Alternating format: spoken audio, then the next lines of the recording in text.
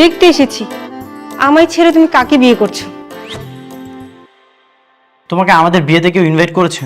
Without permission তুমি আমাদের বাসায় কেন এসেছো? মানে বেহায়ার মতো আমাদের বাসায় চলে এসেছো? তোমার কি মনে হয় এই মেয়ে আমার থেকেও বেশি তোমার জন্য যোগ্য? অরণ্য, এই কাজের মেয়েটাকে তুমি বিয়ে করছো? আমার তো ভাবতেই অবাক লাগছে।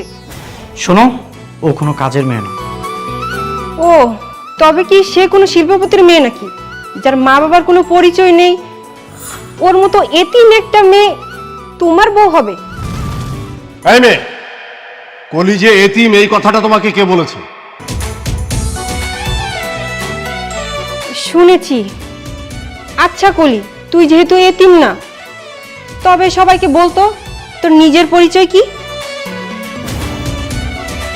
এই মেয়ে, ওর পরিচয় জেনে তোমার কি দরকার? কারণ তো আছেই।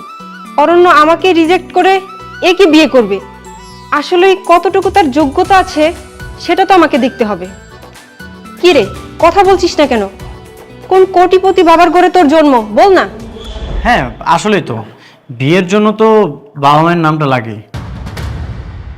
কলি, তুমি তোমার বাবার নামটা বলে দাও তো।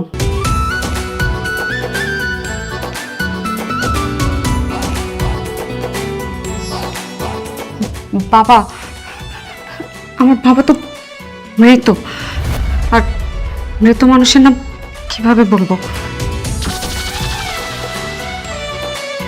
আহারে, বাবা কোটিপতি, অথচ মেয়ে তার বাবার নামটা মুখেই নিতে পারছে না।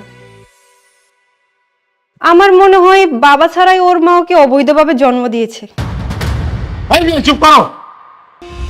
কলি আমার মেয়ে, আমি ওর বাবা। কলি আমার নিজের মেয়ে।